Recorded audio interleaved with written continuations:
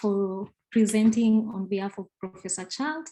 And thank you for even calls of action, explaining to us the importance of youth inclusion, participation, and how academia plays an important role.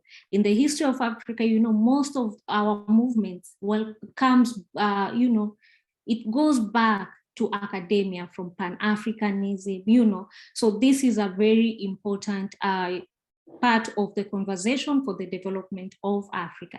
Once again, thank you so much, Professor. Professor, I've seen Professor Oyewale Tomori is back. Please welcome, sir. So, sorry, maybe, I don't know.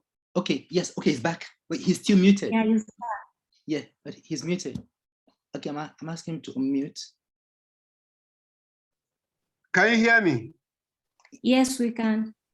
Yeah, I'm sorry. I'll have to talk through my phone, which I hope is, but you won't see my slide. I will send my slides later, but I could quickly go through what I have to tell you. First, to thank all of you and congratulate you for this meeting.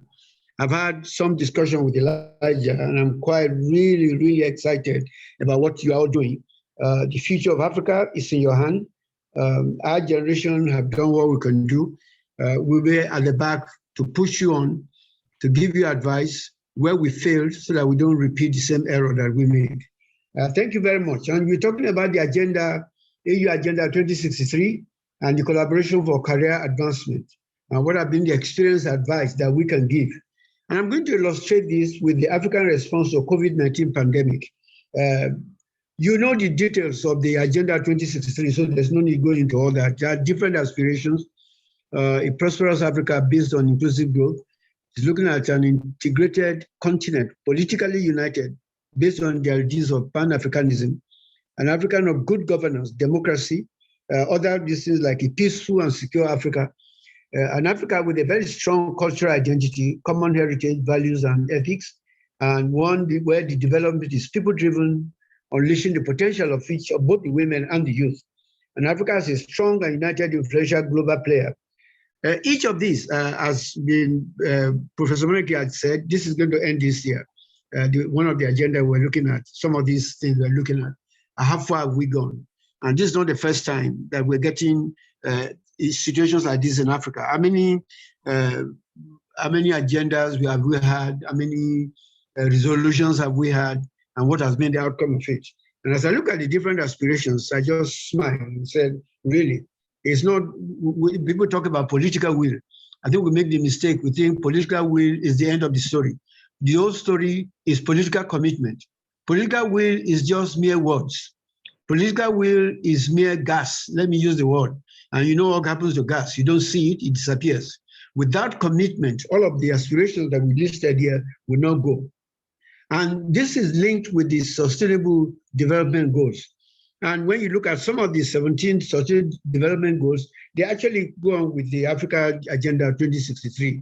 And in different areas, it shows, for example, when we talk about the Agenda 2063, looks at the goals of a high standard of living, quality of life, and well-being for all, which is going to look at the priority area of incomes and jobs, poverty, inequality, is looking at social security, and then looking at affordable and better habitats.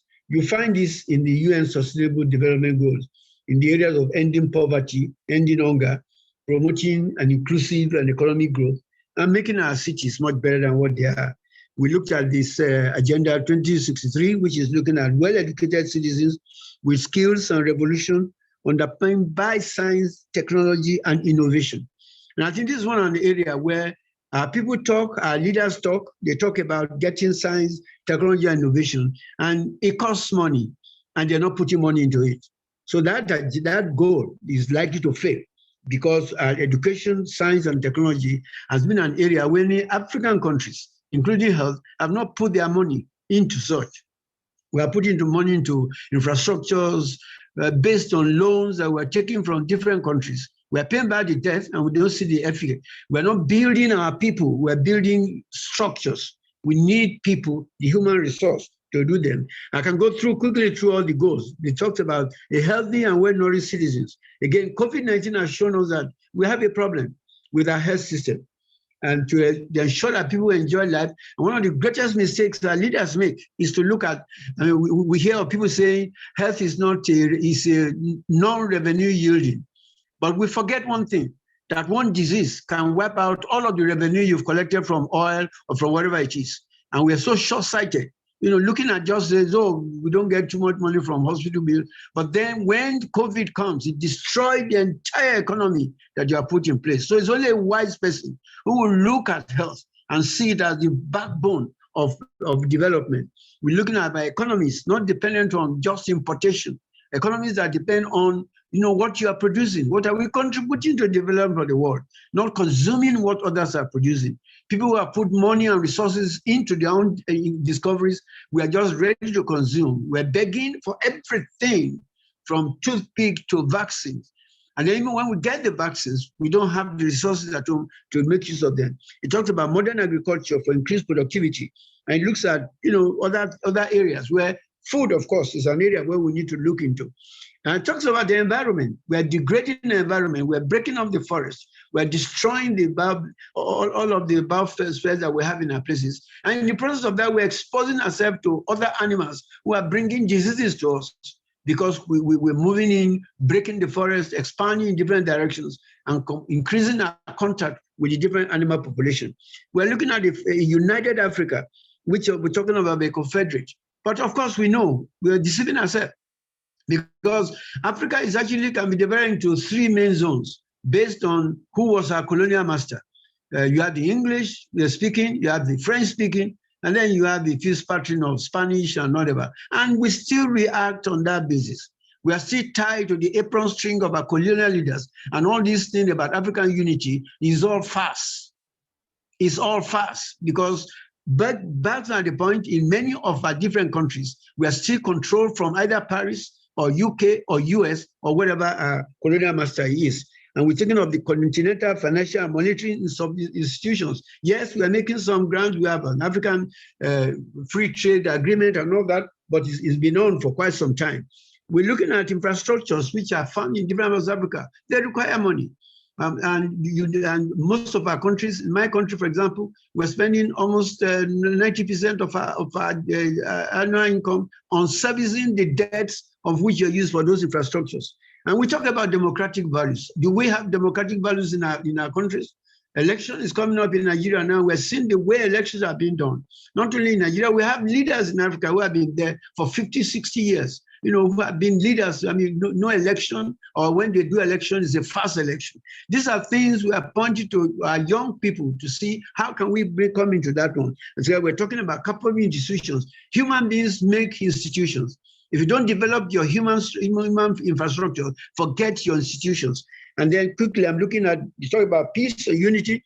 There are coups now coming up in Africa. There are 1 or 2 or 3 other countries where we're having coups. There's fight in a place, insurgency in different countries, this. And then we want a peaceful Africa. Of course, I mean, if your people are hungry, if they cannot listen, how can you have peace in Africa? We want African cultural renaissance, and that's where we missed it. We forgot our culture, the very foundation that made us Africans. And we imbibed this culture of our colonial masters. And therefore, any wind that is blowing from different parts is now sweeping our countries.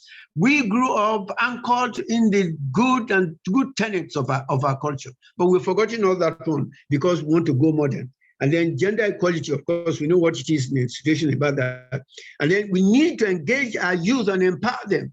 But now see what is happening. The people who are running election, many of our leaders, they've been there for the last 7 years, 7 times. Some of them are 60, 70, 80. And they keep saying the future belongs to the youth. Which future?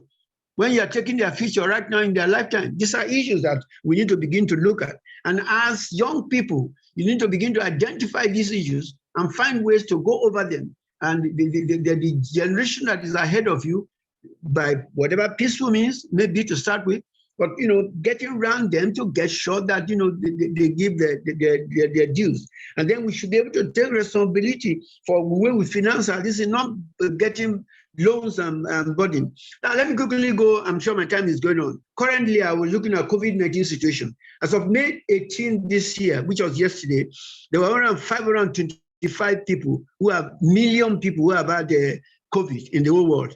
Africa of that has 12 million, while USA has about 84 million, India 43 million, the UK 22, South Africa, which is the highest number in Africa, is only 3 million. My country, Nigeria, has only 255. But do you know that China, where the whole thing started from, the number of cases they have is 222,000. So what is happening about COVID is a lesson for us. You know, when we all started, I mean, COVID did not come out as it should be. We were told that COVID was going to kill all of us in Africa. And we either believed. But when it didn't happen, what did we do? We then decided, oh, COVID, there's no COVID. Because people said we're all going to die, we didn't die. But then we forget that when we needed to study our own problem, not wait for the whole issue of COVID, the Western world and every part, we're all blind. COVID came, nobody knew anything about it. So it was the blind leading the blind. And we're sorry to say we're not wise enough, you know, to sit down and see our own environment. The epidemiology of COVID in Africa is quite different from what you see. So we cannot be using the system in Europe to answer our problem. When Europe was locking down, did we need to lock down? These are issues that you and I will need to begin to look at. What is my situation? And then plan accordingly, not based on what the West is telling us. There's a map here we're showing about vaccine tracker. The entire world, in the African region, only South Africa has reached maybe about 10% or 15% of their people have been vaccinated. Other parts of the world are vaccinating 60%, 80%, and at least they are controlling the epidemic. Kenya, 5%, and Nigeria is even less than 1%, while other countries are using it. And then what do? We started accusing the people. I say about COVID, well, it was lucky for Africa that COVID did not behave. And it is not because of what we did. It is because of what the virus did not do. We didn't test enough, our health system was not in good place. Our response and preparedness was obviously based on information that came from outside Africa, not on the situation that's within us. We talked about vaccinal uptake. We accused the Europeans and other people of what you call inequity. They said they're hoarding vaccines and all sorts of things. And I ask a question, a few of us, all of us sitting down here, let's think very, was it really inequity? Was it unfair for what we are doing? Let me give you one example. When the COVID vaccine started, nobody knew which one was going to work, whether Moderna, whether Pfizer, or whatever. And proactive countries who care about their people, governments who care about people, bought up and took the gamble and bought 1, 2, 3 different types. We were hoping that if one doesn't work, 2 will work. What did Africa do? Africa sat down and was waiting for COVAX and was begging for this thing. But then these people have put their resources and their money into developing the vaccines. And all we're asking for is give us, give us, give us. They have to take care of their own people first. Then I asked my colleagues, let's reverse the situation. Suppose COVID was killing people in Africa that was killing in Europe, and Africa had the vaccine, and there was no, people were not dying in Europe. Will you give them the vaccine before you take care of your people? These are questions you should begin to ask ourselves, and not just go around with the bandwagon of the old message we have been telling everybody about inequity in the world. There will always be inequity in the world. And there are countries who knew about that. We talk about colonialism, we talk about racism, all these type of people say about us. Racism will always be in the world, whether we like it or not. But the countries that have overcome racism, gradually they will begin to do this.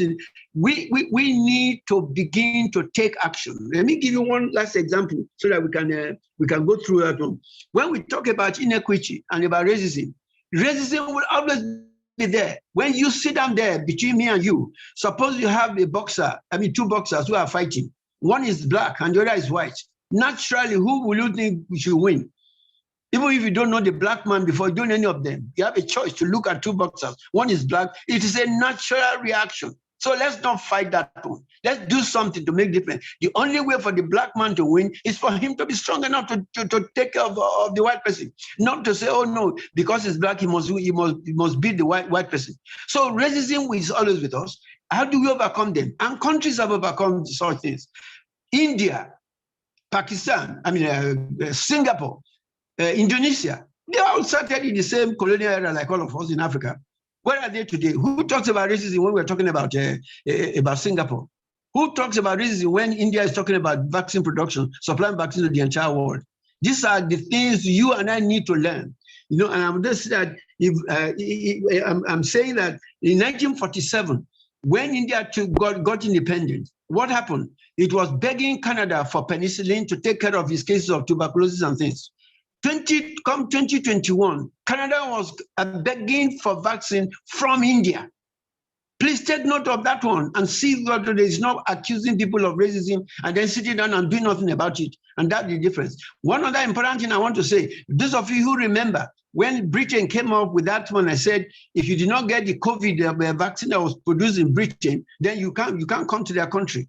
What did we do in Africa? We went on our knees. We started begging. Oh no, these people are racism. Oh no, this and that. You know, what did India do? India calls Britain and says, very good. I have Covishield, you have COVID, whatever your own is. If you don't take my own, I don't take your own. Britain capitulated. That is what we're talking about, how to overcome racism. Do something, become a contributor, not a consumer. And this is the difference, and we need to begin to look at that to see the situation. So vaccine equity and this type of thing about equities, we each must bring something to the table when we are discussing. When you bring your raw materials, you get a raw deal. When you bring nothing to the table, you get a rotten deal. And that's the message I want you to look at. Those of you that as the year continues, we should stop whining and stop pleading. We should stop being dependent on foreign donations. We should invest in you, the young people. We invest in our human resources, put our money where our mouth is, develop our science and technology so that we can compete with the other world. On this note, I want to say I thank you for this opportunity you're giving me. I hope I'll challenge you enough not to follow the example that we did, waiting for donors to come and solve our problem. It is time for us to get up, put our money where it is. And then when you talk about the people from diaspora, all of you who are in the diaspora, if you come back to my country where the environment is still the same, you saw me now, I had problem with my internet. I had to use my phone, I had to use different things. And if you come back from your diaspora and come to this, no electricity, no water, will you stay? So we need to develop an environment with our resources. And then those in diaspora will come in there. There was a time when my country was the diaspora for other countries, when people were coming to Nigeria, because today, what has happened? We are now going to another place. So young people, I'm telling you, your future is in your hand. Don't follow the errors we made. Stop depending on donors. Get out there, use your resources, and make yourself, proud and to be recognized by people. No more thing about equity or racism. You are the one that can make sure that racism comes to an end with what you are doing. When people see you over, they respect you, nobody grudgingly. Nobody is going to talk about racism, and we won't be begging the whole world. Thank you very much for this opportunity. I hope you continue, and anything that we need to do, those of us who have missed it because of our time, we'll be ready to put on the areas where we fail, continue to help you so that your situation will be better than my situation. Thank you very much. Over. Thank you so much, Professor. Thank you, thank you. I wish you'd see the chat box. Ismail is saying, please don't stop, continue, Professor. You are charging us up, you are challenging us, One thing we should go with, this is just the opening ceremony. Imagine what is lined up for us. Let us be contributors and not consumers. The future is in our hands. Thank you so much, Professor, for such a fired up speech, call of action, challenging us. What way forward? We should not make the same mistakes that our elders did. We should learn from the mistakes and do better. Please let us welcome once again, Dr. Odi. Odi? Yes, dear Sister Mercy. Thank you for the great moderation. Thank you so much, Professor Tomori, for the presentation. We are very much excited to have listened to this. Thank you, Professor Charles A. Igwe, the Vice-Chancellor of the University of Nigeria, for the very scintillating presentation. And the Ms. Manal Harauchi from the African Union Citizens and Diaspora Directorate had just, her flight was postponed. They were flying to Togo. So they have arrived late and were not able to meet up to catch up as intended to get on the meeting. but we will work towards having her come up tomorrow. The intention is that we want to listen to the authorities on the continent tell us what are the openings. I was so excited listening to Professor Tomori because he is up there as our elder, and he has got to all possible heights that people want to get to. People in academia, people in research, people in industry. He is heading and involved in businesses and top organizations in terms in the health area and in virology. And you heard the various things he has done for the continent and on the continent around. So he's got the experience, and he has the bigger picture, and he will be joining us continuously to have these conversations, and also he'll be leading the conversation during the closing ceremony, when we're going to have the panel discussion. And all through this day, because of I think the challenges of when an event is starting, the technicalities and all those things have made it that we're not able to hit the time when we should we should have hit. But it's good. Now is past 8 p.m. past 9 p.m. and just as we said, the event is billed for 2 hours. Unfortunately, the over 500 people who indicated interest to join are not able to join, because within 5-10 minutes, the capacity was already filled. But we are working on it. We're trying to see if we can live stream it, because we got failed by the Zoom arrangement, which we were assured takes up to 1,000 people as capacity, because we're expecting at least 1,000 people. And having got to this point, we will open some conversation to hear us, ask some questions to Professor Tomori, who had just finished speaking with us. Let us have a conversation with him to share some thoughts. So I will give it back again to the moderator, Mercy, to engage with people who may have questions to ask. Professor Tomori, please, I hope you're still with us. I can see, yes, your icon is up. I'm here, I'm waiting. Beautiful, beautiful. We are very much excited. The passion is rising, and we want to assure you that in your lifetime, you are going to see what's going to be happening on the continent, because we've come to the crossroads. When people are pushed to the wall, they just have to do something. Even if it were animals, if they get pushed to the wall, they must do something.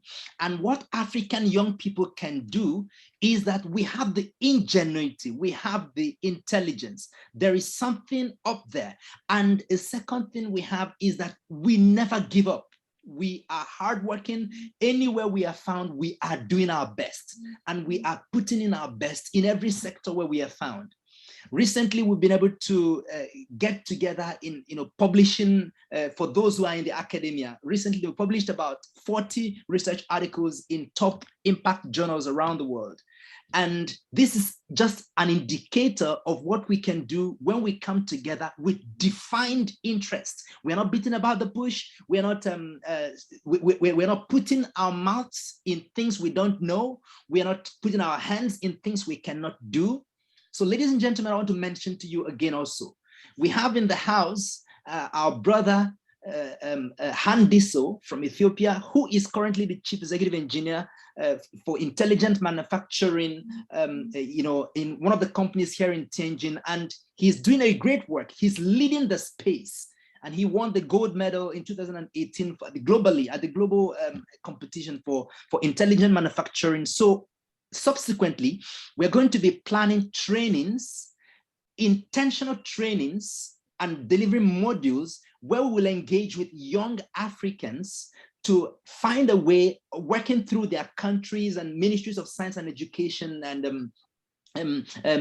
Minister of Science and Technology, Minister of Education, to see how we can engage with them to bring these trainings to these young people to ensure that young people on the continent are able to begin to do something with their brains, with their minds, no matter what the education sector looks like, no matter the strikes, no matter the instabilities, whatever it is, they can learn something which they can do as long as they have a computer. They can deliver something which can, through it, they can begin to make money for themselves, just based on what they're able to know.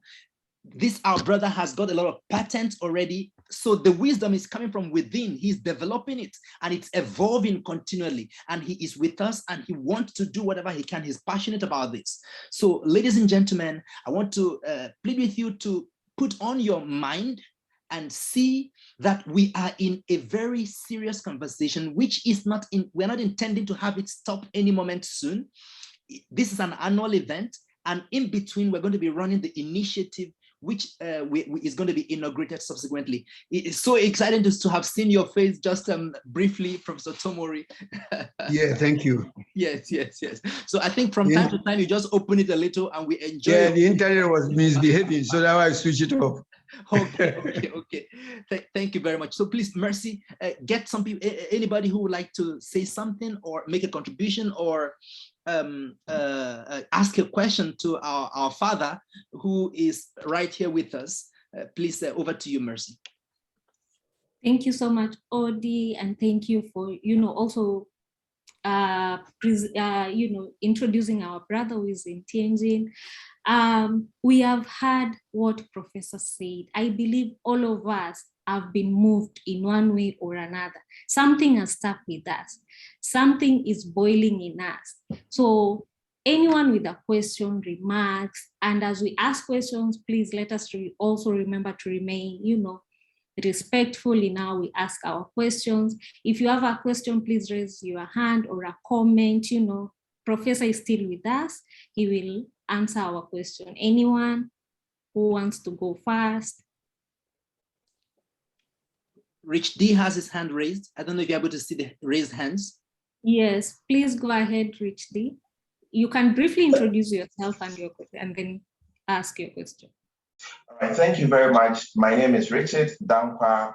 I'm from the west side of Africa, specifically Ghana, currently in Beijing, PhD candidate. Thank you so much, Prof, for your presentation.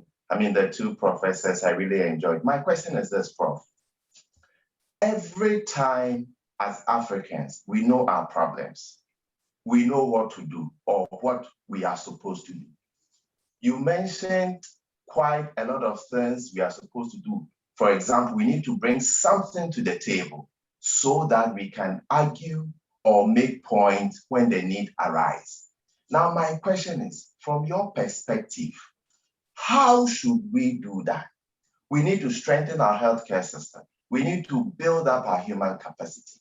From where you stand or where you sit, how should Africa do that?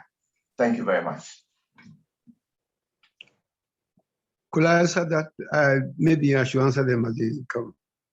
Yes, please go ahead. Okay, thank you very much, my friend Richard.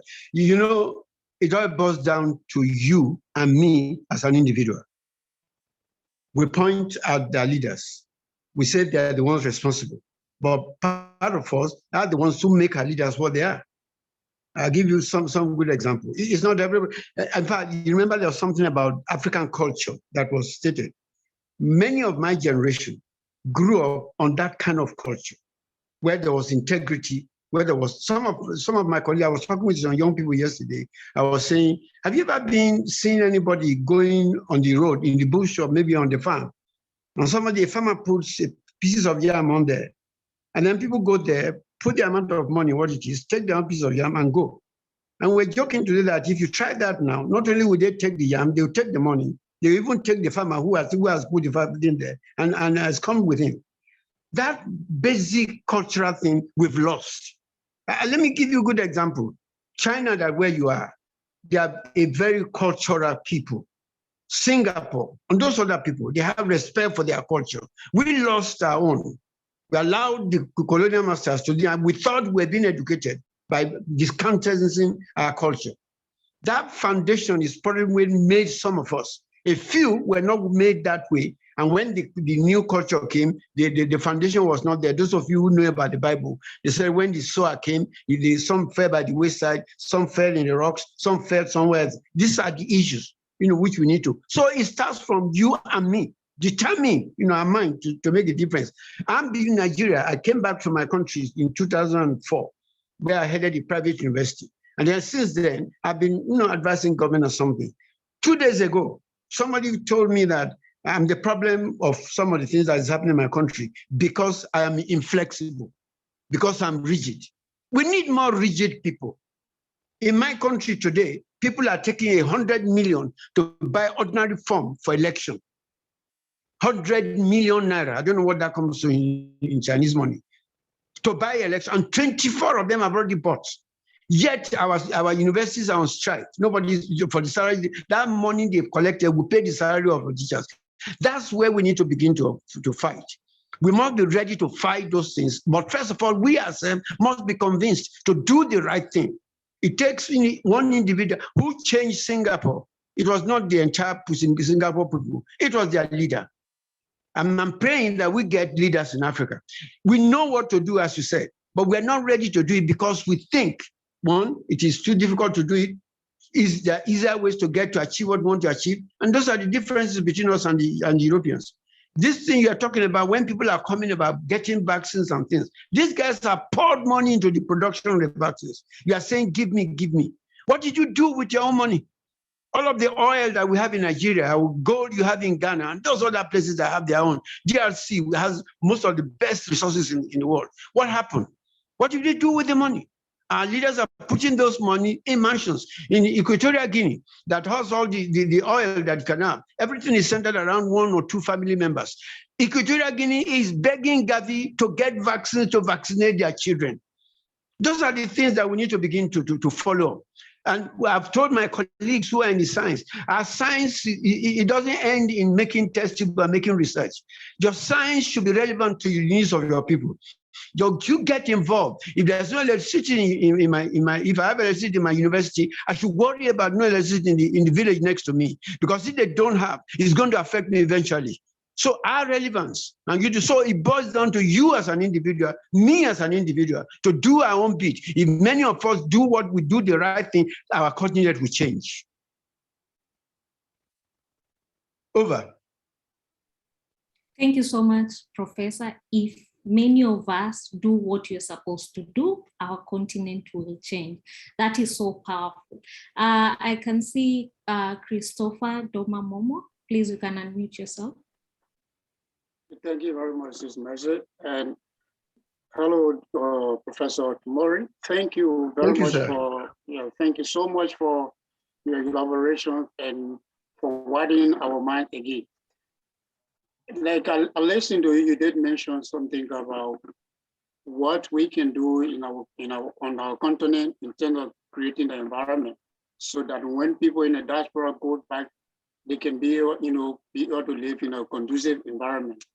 But I would like for you to kind of elaborate on this issue for me. That is, imagine like some of us from our own country, by the way, I'm from Liberia. I'm currently completing my master program and soon be a prospective PhD student. And my research area is actually in nanoscience. But my country currently lacks everything when it comes to research. Now, I've come here and studied this, do PhD, and then maybe, if possible, I do postdoctorate. Then if I get back home, that environment is not being created. There is no way I'm able to, affect my country positively with what I've learned. How do we reconcile that, in terms of creating opportunities and that of, the human resource development? Because in my country, most of us that are in China currently studying, we are less than 10% of which the government send. Most of us are here on our own and still thriving. Yet we want to contribute back to our society, but those environments are not being created. How do we go about doing that, Professor Tomori? Thank you very much. I always give the example of my life. I never left my country to study, from primary school, secondary to university. And what happened at that time? I grew up at a time when the government of the day, remember what I'm saying, the government of the day introduced free primary education, compulsory. The government of the day established that and made sure that if you did not send your child to school, of course, and that's what made people like me go through. I came from a family where my father, if you say my father was polygamous, you are insulting him. He was multigamous. He had more than 20 wives. So there was no hope for me to go to school. Then we had a good governance. That's the first thing. It's good governance that creates the environment for development.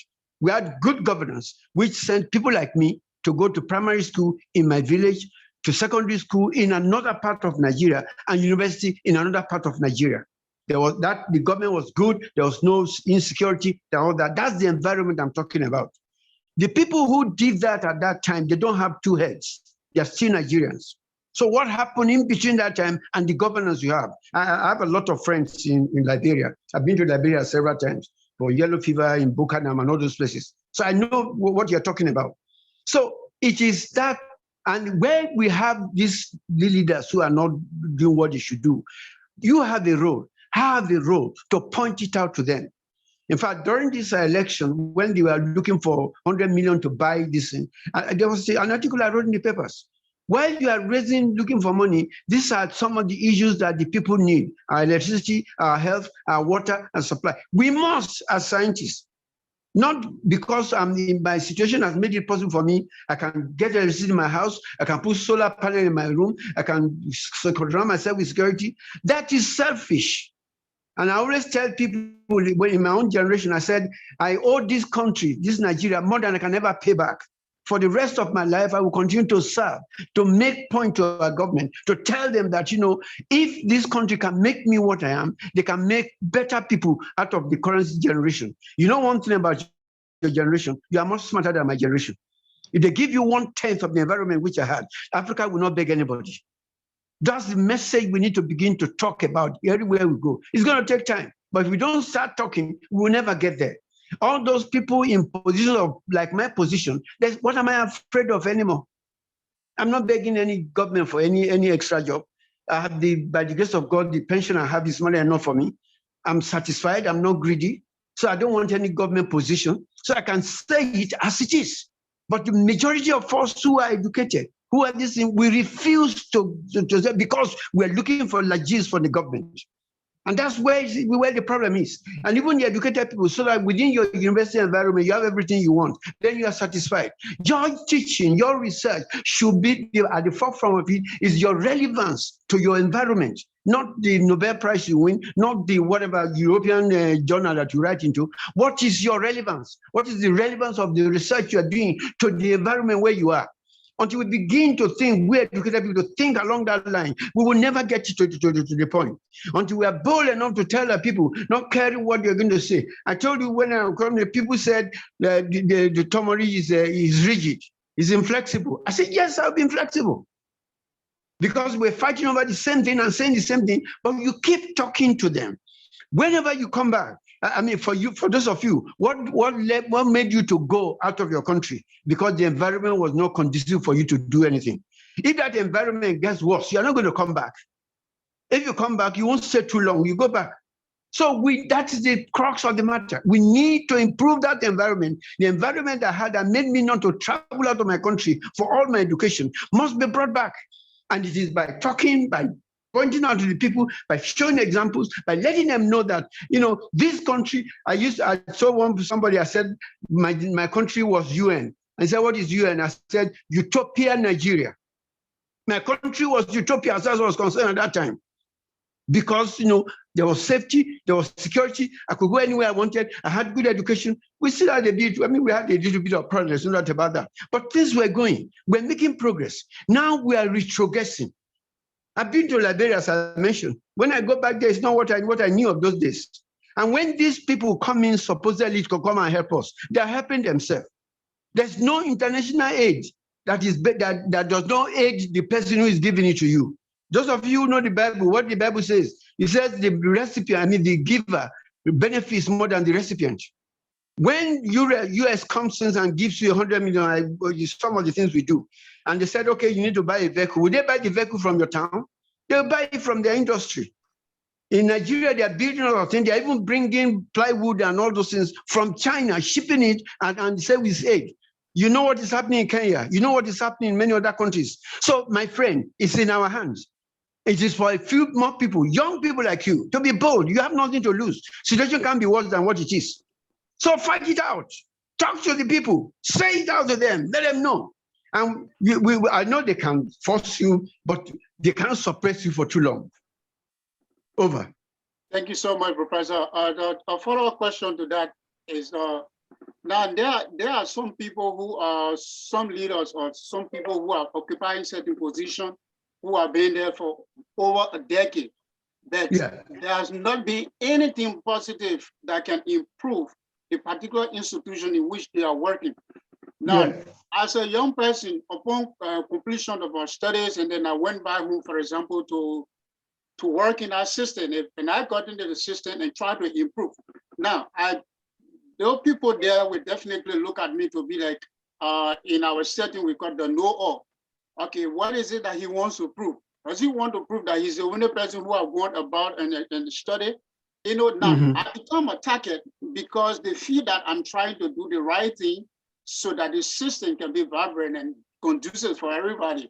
So now I become a target in which they want to get rid of. So how do you, what's that advice, or what can we do with such people? Because we always looking at right now is how we can improve the system in Africa so that we can compete with other people on an international level. What can we do? What's our advice in that direction? Yes, sir. George Weah is not the problem in Liberia. It is the people who are surrounding George Weah who are the beneficiaries of George Weah's position. Sure. George Weah is the front for the evils that are collecting, that are ruining your country. But when everybody wants to blame anybody, they're not going to blame them. They're going to blame George Weah. So the real problem is not the president. The real problem are those who are sitting behind the president. Let me tell you one interesting story. When I was traveling one day from Malawi to another place, Malawi had Banda for years, where for as president. And the Minister of Transport came in and we sat down, we started talking. And I was saying, why would you be one Banda? He said, no, the problem is not with Banda. The problem is with those of us who that Banda is a cover up for. We are facing the wrong people. We are facing our president. We are forgetting the civil servants. We are forgetting all those people who run after the president, the security guards and all this. Those are the major problems of our country. And when you make up your mind, that's why I said we know what to do. We will not do it. But when you make up your mind as an individual, it comes down to the changing of a country is because we need mass movement, but it has to start from one or two. I keep talking about Singapore.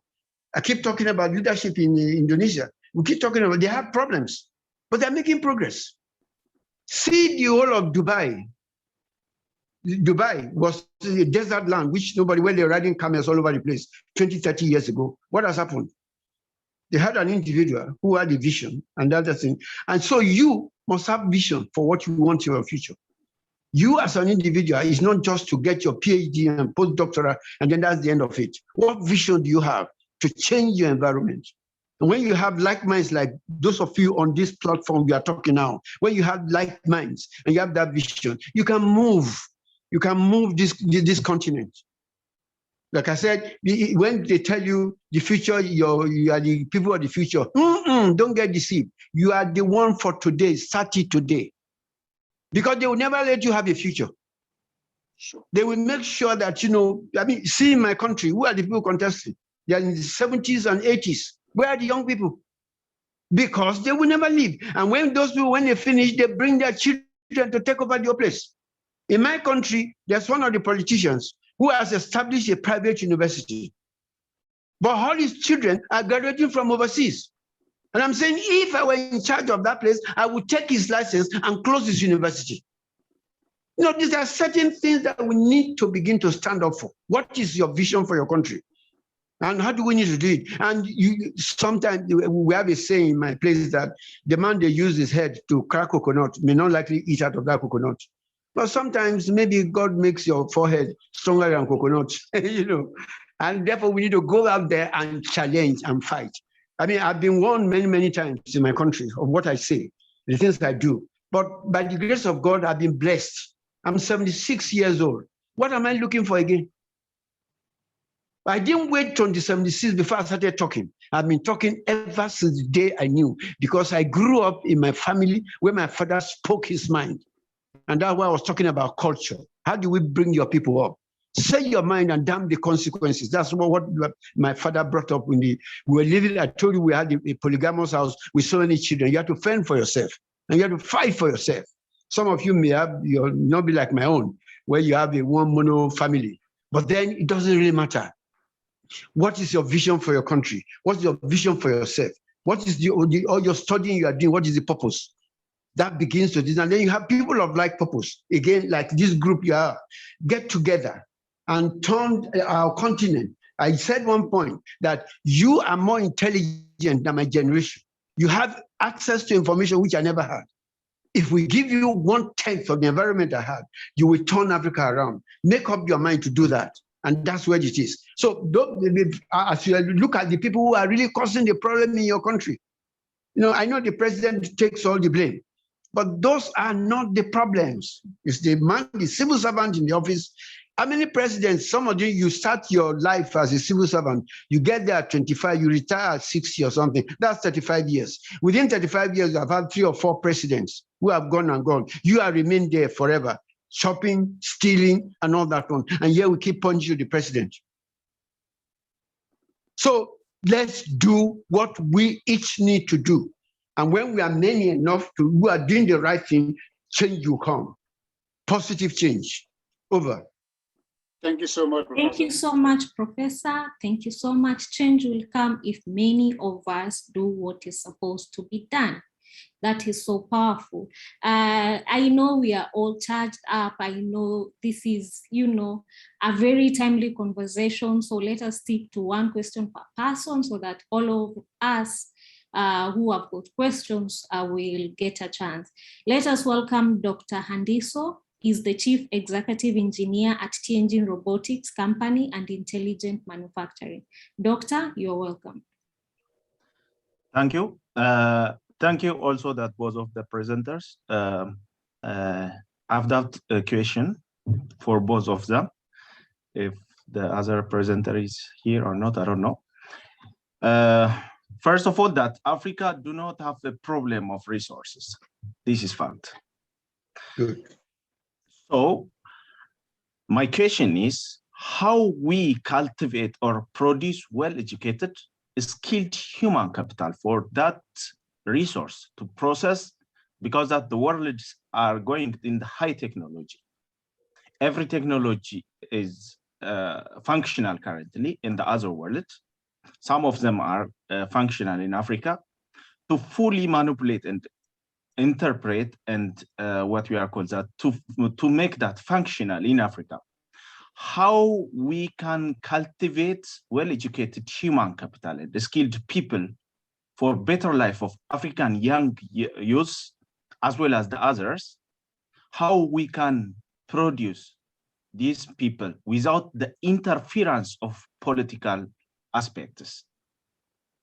And the challenge, the other question is, does Agenda 2063 include the youngest people production line or not? If we cannot produce well-educated human capitals, the resource all times will go outside. Then it will process in the outside, it will come back to Africa. How can we stop that? And how can we process in Africa everything? Thank you. Thank you, my brother. They've introduced you as one of the talents we're talking about, but you're doing that in China. But that doesn't, I know I've been to Ethiopia also. I know a few things are going on in different places. You know, one of the first things that we did, we made, the education that my generation had, we are still giving the same type of education to the current generation. The people who gave us the education have changed, but we are not changing. It is the laziness, mental laziness of the educated people of my generation to begin to think beyond those little things that we learn. The education we're giving was for a purpose, to get a job and feed your family. Education has changed to make you a total human being who can be of benefit to other people. Unfortunately, many of our universities in Africa are not doing that.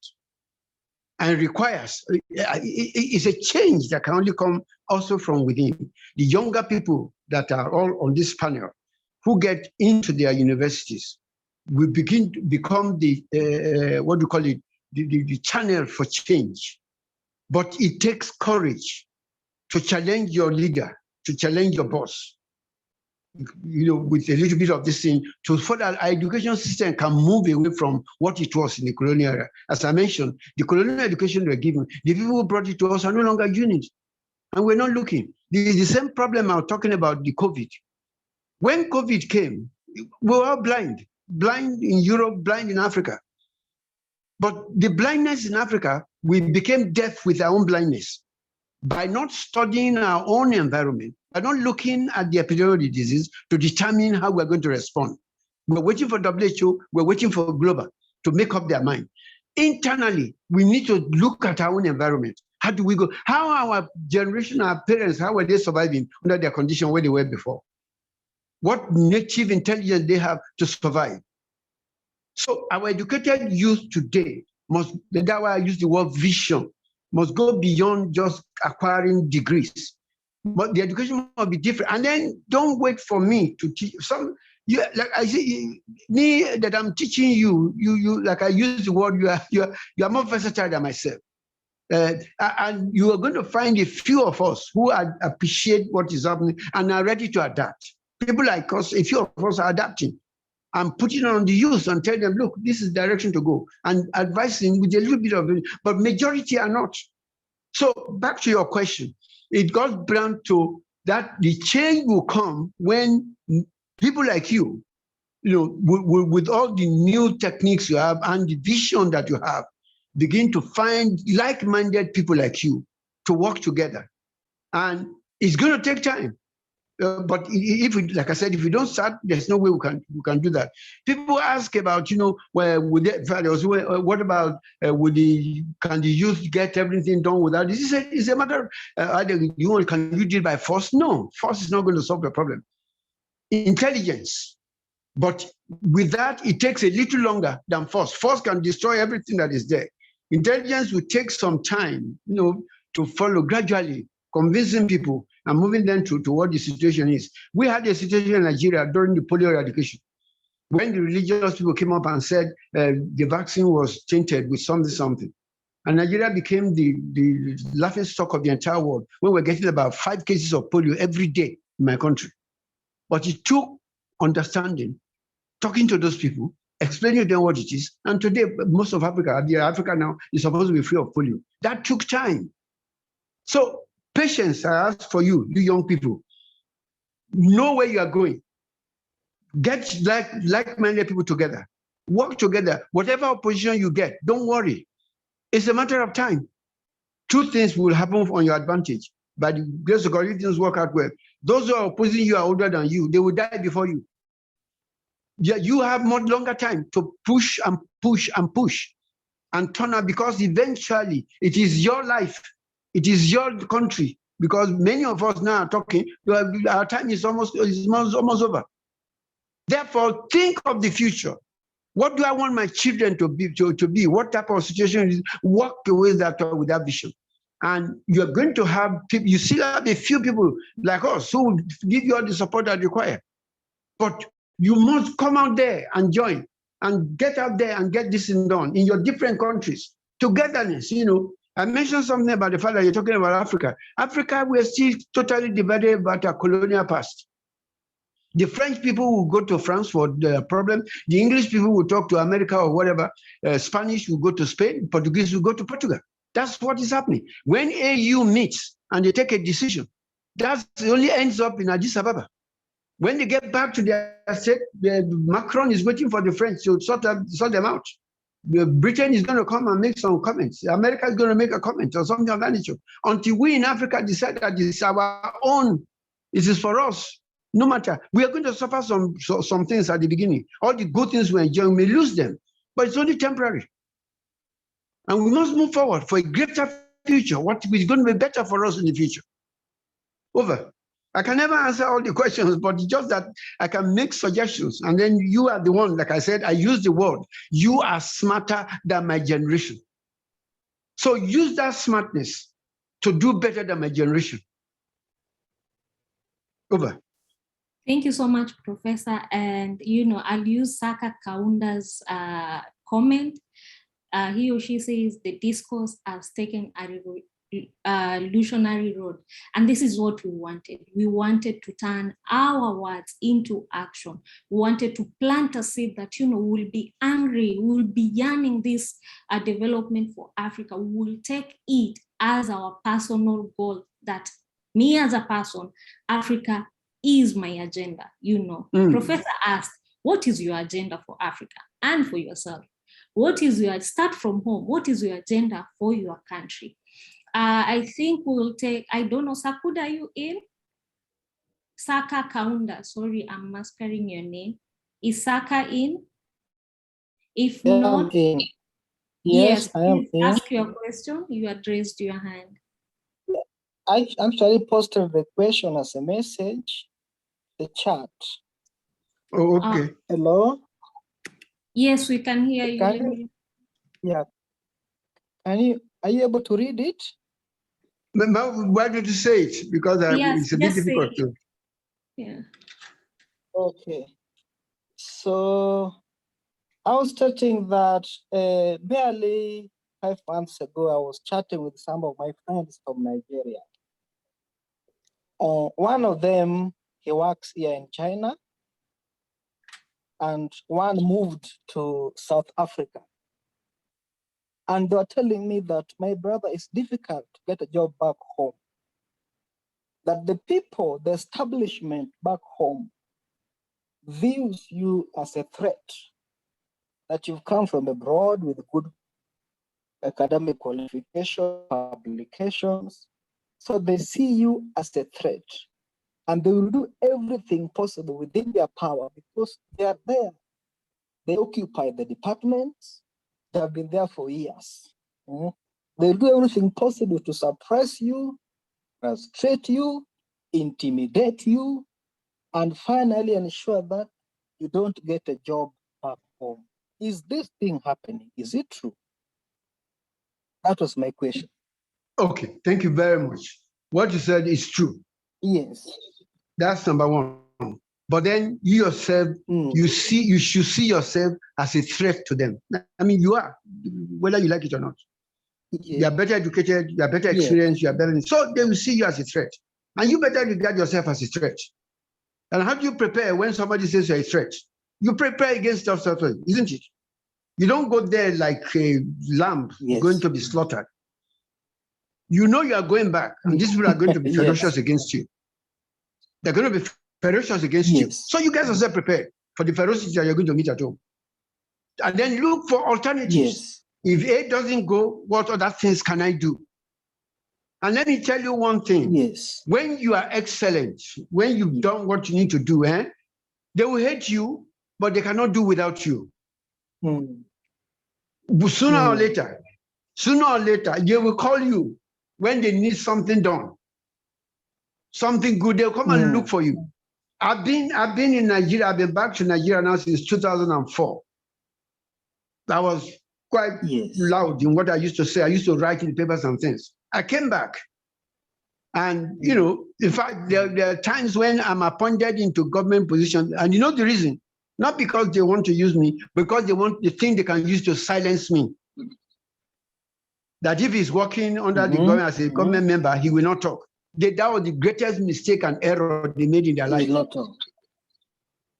Because I keep talking. I know what I came for. I know my vision. I follow it.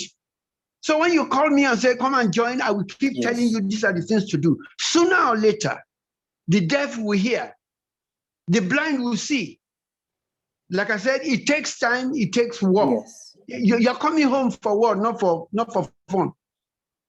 When you come back with all those extra fantastic degrees and things, get ready that another war is going to start when you get home. Prepare for it. Don't think they're going to welcome you with the drums and this thing with red carpet when you're arriving. No, you won't get that. So go there, remember that I'm going home, these are the obstacles, these are the things, and have your plan ready. If I'm not going to get a job in the war, is there any other thing I can do? While I'm there, I'm thinking, what can I do when I get home? Is there anything that with my own experience, something that is missing at home, where I can fill the gap? That's the way you should be thinking, not to go and take up a job that, that nobody wants you to be there.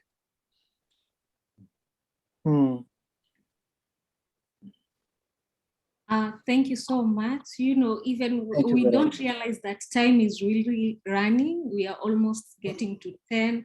The interaction is really fired up. We will take 2 more questions we will start with Raya. Please go ahead. And then the next one will be Ibrahima. Raya? Ria, I'm sorry if I'm mispronouncing your name. Oh, sorry. Yeah, I was thinking. Wow, Professor, I want to say thank you for your advice just then. Indeed, you have to prepare. You cannot just go in there thinking that you will be welcomed. I really appreciate that comment. My question is, I'm Ria Radweg, and I'm the founder and CEO of IDFA, I Do It for Africa.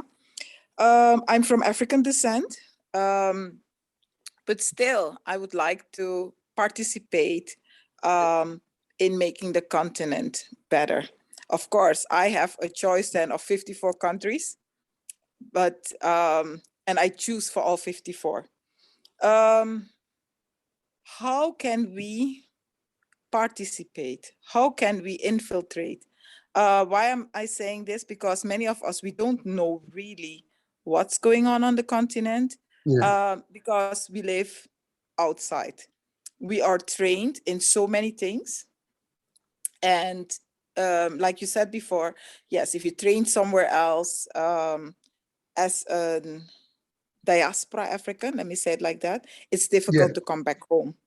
But what about the one who is from African descent? Yes, he brings a different culture, a different outlook, maybe a different tactic in how to tackle it. But how do they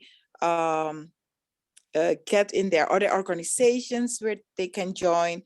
Are there certain, I don't know, maybe you can advise me on this.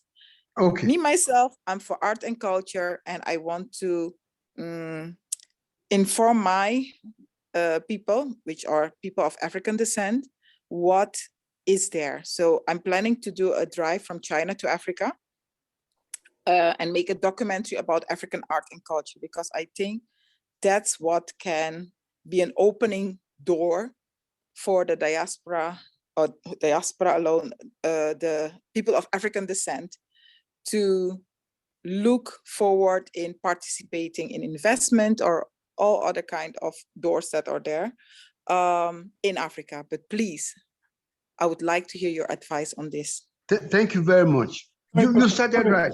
Sorry, Professor, just before you respond, let me just clarify to, she is from Suriname, which is not an African. Okay. Yes, so, you know, you can come from that perspective. Those who are of African descent but are not. Yes. Sir. Yeah. Whether you're African descent or whatever, you see, the important thing is, like I said, let me start from where you started. You said you are CEO of something, so you're not waiting for anybody to give you a job. You started your own thing. Are you hearing me? Yes. Yes, I do. You started your own thing. That's the first step. Correct. The other question, you said you don't know about this, you don't know about that. In my days, when I want to know about Africa, I will write you a letter, which it takes 2 weeks to come, another 2 weeks to return. Okay. By that time, what you wrote has changed.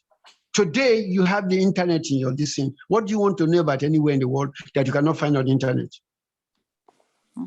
So not knowing anything about Africa is not an excuse. You have all the resources in your hand to know what you want to know, and then to use your talent to find out what gaps are there.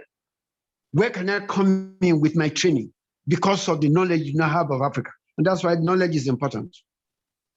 A lot of people come into Africa totally ignorant. But now you have all the opportunities to get your internet. What area am I talking about? In the area of culture, in the area of museum, what those kind of things. You can hit any information. Where are the gaps? What are missing? I have that training. How can I bring that into that missing point? You know, so long as what you're offering, there's need for it, you will always find something to do in Africa. Anywhere, not just in Africa. With the Elon Musk and all those people who are making all these things, they've identified niches. Where people is lacking. Let me make something for them. That's the solution to most of the things. Find out information. Where are the gaps? Can I fill it with my own training? Can I supply and fulfill this need for other people? Once you do that, then that's the way out. And if we take if Africa takes everything from those who are even of African descent, you are even better placed than because of your background to come in there, because then you know what decision is. Your cultural attitude is different from the others who come in and say they are bosses. You are learning about this, so you're coming to help. You have identified the gap. You know your talent, and you're putting that into the place. So to me, the first thing is find out what are those areas of Africa that your talent can fit into. Where are those gaps in the different countries where they are? Which country has most of the gap? Where will I be useful because of my training? Those are the type of things. So knowledge is very important. Information is of utmost importance. Get that information about what is there. What are the needs? What are the gaps? Then match that with your training, with your own capacity, with your talent, with all that, and see whether you fit in. It's a kind of plug and socket kind of thing. You know, the socket is the gap, and you come in and bring the plug and put it in there, and then the electricity starts flowing. That's what happens. And once the connection is made, move on, smooth. Of course, I'm sure there will be a problem. I'm not saying that doesn't have a problem, but at least you are solving a problem and making contribution to what is there. Over. Thank you. Thank you, Professor. I'll make sure I'll find it. Thank you so much. And what Professor said, find and carve your own niche in Africa. There is always a gap. Now find what is your gap. I'm not seeing any hands raised up. Are we satisfied? Can we let Professor go, or do you have more questions? Oh, yeah. Hey, Ibrahima, sorry, you can come in. Hello, thank you so much. And thank you for Professor. And I'm so happy to introduce myself here. I'm from West Africa. I'm a doctor neurosurgeon in China and actually candidate for PhD program. So I would like to say something about ourselves. I think most of the question is below to what happened in Africa and what we are feeling actually in our mind. I think we should not be afraid about that. It's always challenging everywhere. We should face to it because we need brainwash, mobilize our talent and copy the resources we have obtained in border for our domestic development. But my question is how to extend this platform to finally give everyone a chance to meet up and then set our mind to move on for the developing Africa. That's my question. Thank you very much. Of course, I cannot have answers to everyone. I can only make suggestions. My friend Ibrahima, you hit the point on that. We have been brainwashed. We need to rewash our brain. We need to begin to see what we are capable of. You know, I mentioned the fact that all of us in the 1960s were all taken together as underdeveloped. Then Singapore went away and left us behind. Malaysia did the same thing. China was at one time, in fact, I'm reading a story now about what they call 100 years of shame. I don't know whether you've heard about that. There's some, yes. I don't know whether it's tied to something like that. These people sat down and looked at all the things they suffered. They probably suffered more than we did. But they'd have the group of people sit down together and say, look, enough is enough. Their brain that was what they rewatched their own brain and saw their own capability, saw their own ability, and made up their mind that enough is enough. You know, they are criticized for so many things. China is criticized for so many things, aren't they? Oh, their government did their government that. But today, which one? Who doesn't deal with China now? Who doesn't trade with them? America is begging, it's almost if you really trade. This morning I heard that Biden has removed the whatever the sanctions they have against China, which Trump put in. And what's the reason? Because that thing is hurting the life of the Americans. When you are good, when you are excellent, they only be jealous of you. Right. They will always need you. So make yourself relevant. Make yourself relevant. Like you said, I sit down here, I have the feeling, let me tell you how I got to the level where I was, that I believe I can be anywhere in the world. I don't believe anybody, I mean people are better than myself, but I don't think your color makes you different, better than myself, no matter what. Let me tell you what happened when I was in my secondary school. We had an English teacher who was from UK, and we used to write essays. And I used to get like 9/10, 8/10, whatever essay I wrote. Until we had a Nigerian who came in and replaced the white man. And the first essay I wrote for that man, this Nigerian gave me 1/10. I mean, of course, you know the attitude. A white man was teaching me, he's giving me 8, and this black man comes and says, give me 1. Then one day he called us, he said, step by step, that your first sentence has no verb. Your second sentence has no adjective. The noun is not what it should be. They analyze step by step. You know what that thing taught me? I thought the Yoruba man, the white man, was the emblem of English. It took a black man to tell me that even the English, which showed me that I am better, I can be better than this man. And the man is still a professor. He was my Vice-Chancellor who taught me English in secondary school. I said it in his 85th birthday. I said it to him. I said, you did 2 things for me. Not only did you improve my English, but you also improved my outlook to life and made me sure to know that I can be better than anybody. If a white man is teaching you his English language and he took a black man to teach me a better English, what am I looking for again? It shows that I'm more capable. I can be more capable than the white man. So the brainwashing you're talking about, I was lucky to have met that teacher. And I was also lucky to have thought about it even beyond the fact that he taught me good English, but also saw that, look, this is a black man doing better in English than an Englishman. That stayed with me all the rest of my life. And anywhere I go, I raise up my head. I mean, I respect you for what you are, but I'm not going to be subservient under you because you think I'm black.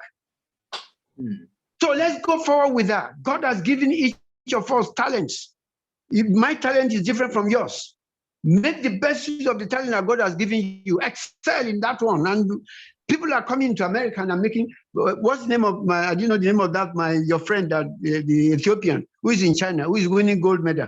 Dr. Handiso. He's not Chinese. He's Ethiopian winning gold medal in China. You see what I'm saying? Yeah. Because he had the talent, and when you are talented, when you are good, they will look for you wherever you are. So develop yourself. Show them what you are. That's the whole thing. Forget about color and all those things.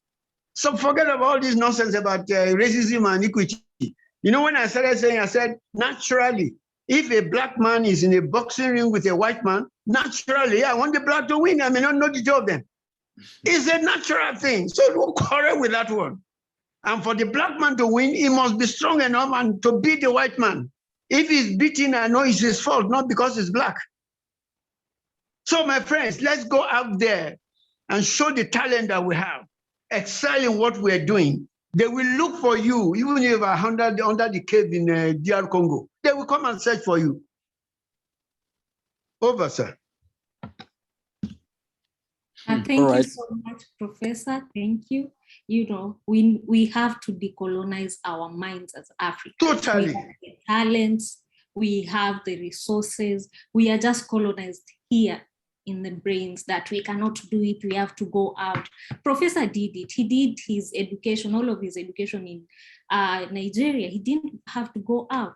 We have everything, but the most important, as Professor says, we have to decolonize our minds. It's time to decolonize our minds. Let's take one last question, and you will advise me. I'm saying people don't want us to finish. This conversation has taken a very good, a road of us discussing everything on a plain, field, no judgment and everything. We are speaking and we are being led in this conversation and being given suggestion by our professor, who is acting as our father in this, in this forum. So we are really grateful, Professor, you have stuck with us for the last 2 hours and you're still with us. So Zube Chukumwa, if I might butcher your name, please forgive me. Okay, thank you very much. Can you hear me? Yes, we can. Okay, I've been listening for quite not really longer, but I have a question. And when we talk about the mental issue, remember Frank Fanon, the Wretched of the Earth, when he talks about when he talks about the mental colonialism itself of Africa. But looking at Africa, and also look at Africa, I see two major issues, the political and the economic. And my question goes to the economic aspect, and I'll probably, if there is time, you answer the political. It was the Harvard economist, Danny Roddick, talks about premature industrialization in Africa. How Africa has opened up and have lost. How do we open up and gain? Because if Africa opened up, Roddick argued that we open up and we lost a lot of jobs due to the crisis of technology. While we have the human resources, we have the human resources, but we lack technology. And there is capital, but the capital is not cash to drive those technology. How do we open up? Before China opened up, China first of all sought itself internally. How do we open up in terms of developing Africa without experiencing premature industrialization? That is on the aspect of the economy. Okay. They're looking at the political. Now, on the question of the political, how do the young ones bridge the gap between those who find themselves in office, who collide with the external forces, and the bridge itself being set by the young ones? If you venture into, I'm a Nigerian, if you venture into politics, of course, given out what is happening currently, you bear witness that one, you cannot find yourself bridging that gap if you don't compromise. So how do you compromise? Then you come back to start restructuring. So I think we are trapped on the political, but on the aspect of the economy, how do we open up without being enslaved second time? Which I don't want to mention names. Thank you. Thank you very much. You actually have answered your question by saying China did internal before it opened up. I mean, I was mentioning something about the 100 years of shame. They started from there and look back. How do we get over the shame? What do we need to do? That to me, we were copying. When we started as colonial masters, of course, they won't want you to go to China. For a long time, degrees from China, degree from India, degree from even Japan was regarded as nonsense, isn't it? That's all the politically were protecting their own distance. And we were stupid enough to follow along. For a long time, nobody would go to China. Japan, this and that. That's what we did. But that's the way they brainwashed us, and we allowed. But China didn't make that mistake, because they too have seen something over 100 years of shame, we call it. And then started internally. What do we do? Where do we start? Who and who that require? That's what and they are where they are today, gradually, slowly, and they're taking over the world. But like you said, these people came in, and I mentioned it even that when the leaders go to AU meeting, all their resolution ends in Addis Ababa. Because when they get back to their country, Macron will call. You remember the time when Africans used to go across the Sahara Desert to go and drown in the Mediterranean Sea? The meeting about solving that problem was called by European Union And my African leaders carried themselves to go and sit down like school children, listening to how you're going to solve the problem of your people leaving your own country. It should have been AU that would have called, what is happening? What are we doing that making these people, what is that so bad in my country that will make a person go through the desert for weeks and suffer and drown? That first thinking should start from us, not wait for Europe to decide for us. That's part of the thing about internal thinking. So of course, when they came and they wanted to set up this, they came for they didn't come to help you. I was on a panel when we were talking about COVID. The 4 or 5 people were all Europeans, and they still know how they're going to help us in Africa, how we're going to do that one. So it was my turn to speak. You know the first thing I said, stop helping us. Your help has not helped us. And unfortunately, we are not wise enough to know that your help is not helping us. You know, you give me $100 aid. You know, you say you're giving me $100 as aid. 70% of it goes back to you in one form or the other. Then you charge me interest on the 70%, and that went back to you. So you come in and say, buy this, and China is doing it, and unemployment is everything. The man who has the opportunity will take advantage of you. So it's not only the Chinese are in the position right now to do that. You know, when they come in and sign an agreement with you, they're going to bring Chinese workers, they're going to bring Chinese equipment, they're going to bring Chinese everything. And when all these people come in and say, okay, we want to build a school for you, they will give the money not to you, they give the money to a company in their country to come and build the school for you. And then they charge you interest on that money, which went to their company. We need to begin to look at things of those things like that. And these are some of the problems, you know, that, so we've made mistake.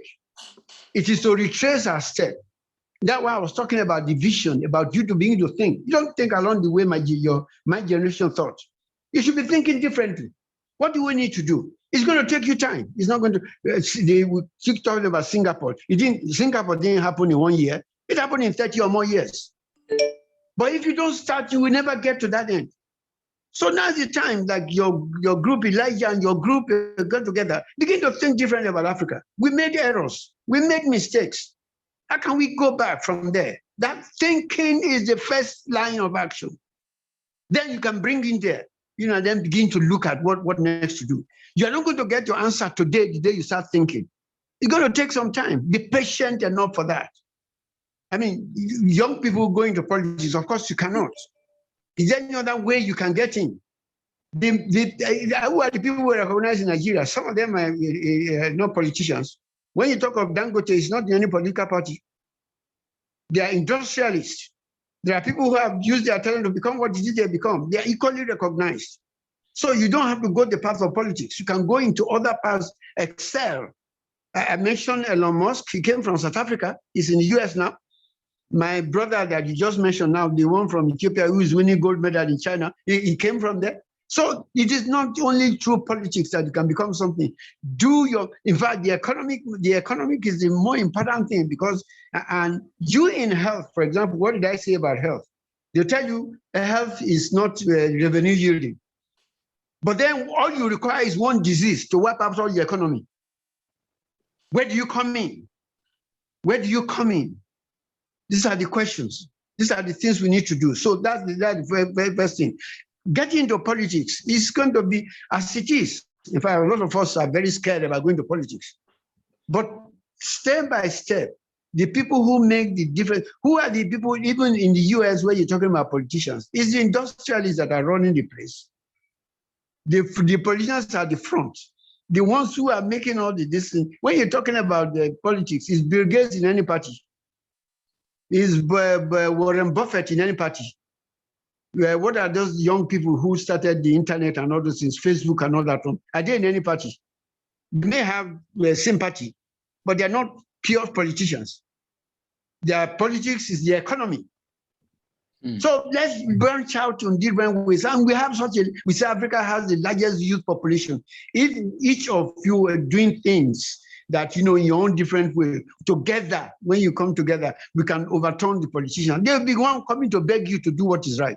And then you can then tell them, these are the conditions. Let's do it right. But it will take time. Sorry, some people were asking for my contact. Elijah will provide them for you. Or because I can't type, I'm using my phone, so I'm not that versatile in turning to where the station is. So he has my number, he has everything. Please get in touch with Elijah and you can work on that. I love this conversation because that's all I can do now from the experience of the past. Some of these are not in textbook. Maybe I'll put in the textbook one of these days, but then it is for us to begin to look at our life and say, yes, we can. A lot of our leaders they put us in shame when we go outside. And some of the things that are driving people like me. Let me give you one last example. I know time is spent. I became a member of the Gavi board.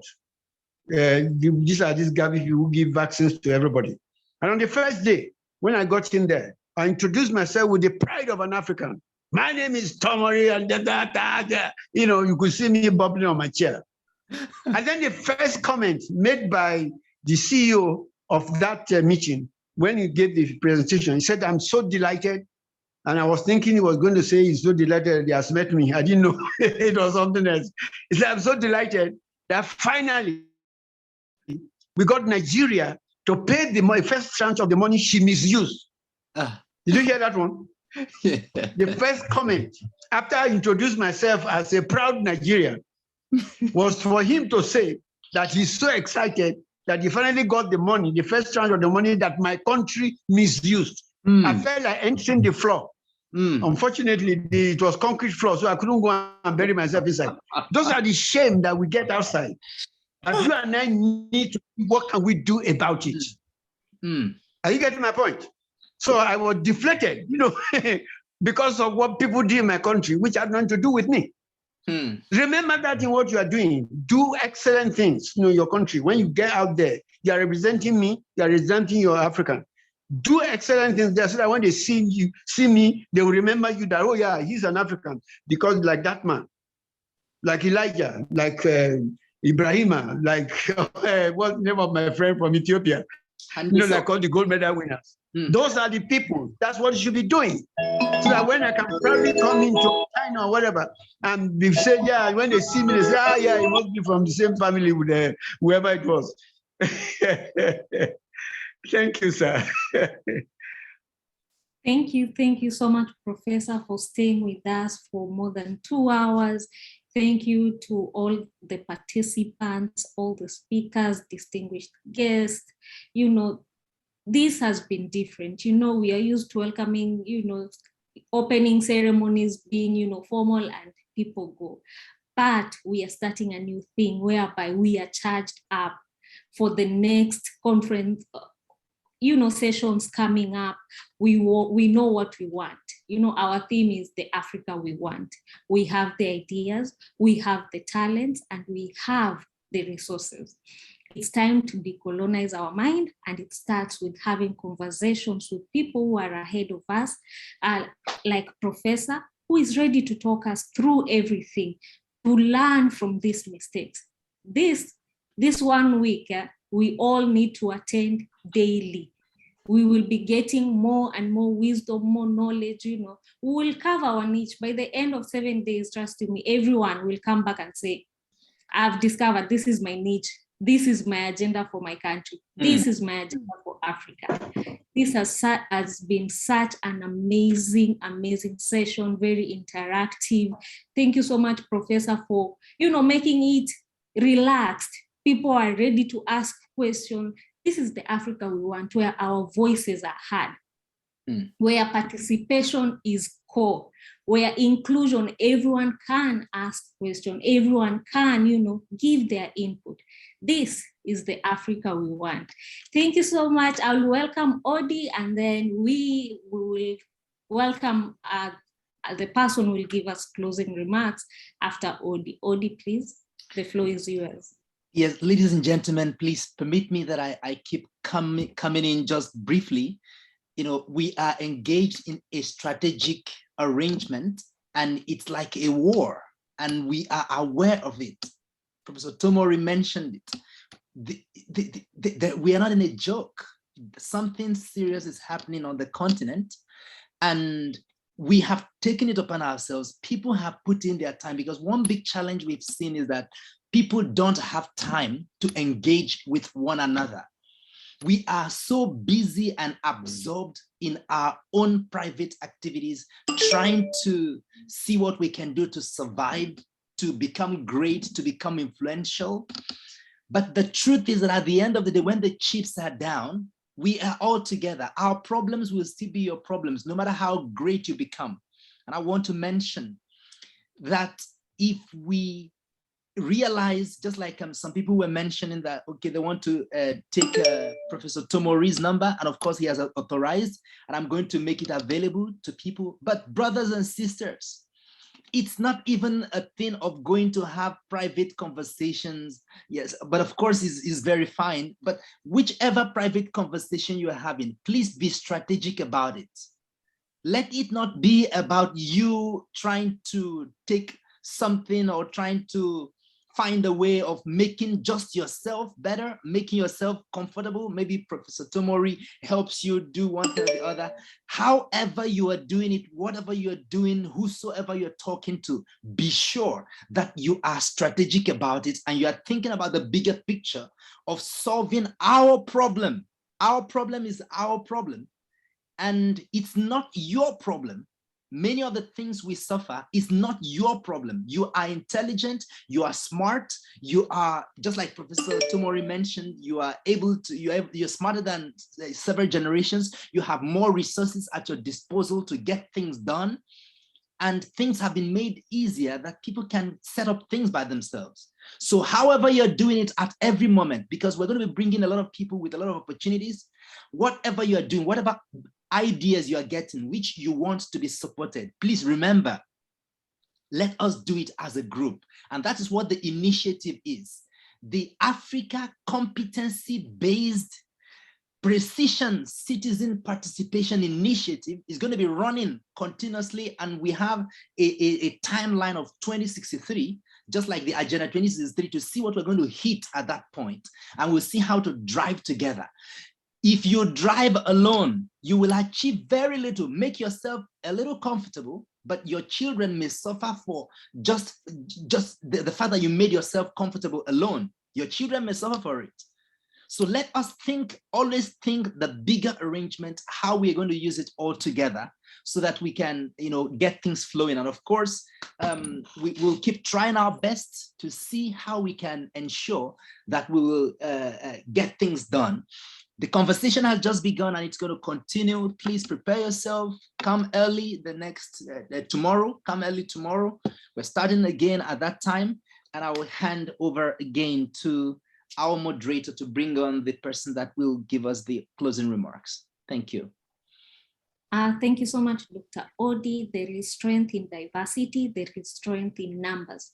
Don't walk alone. Let us walk and work as a team, as a group, for the Africa we want.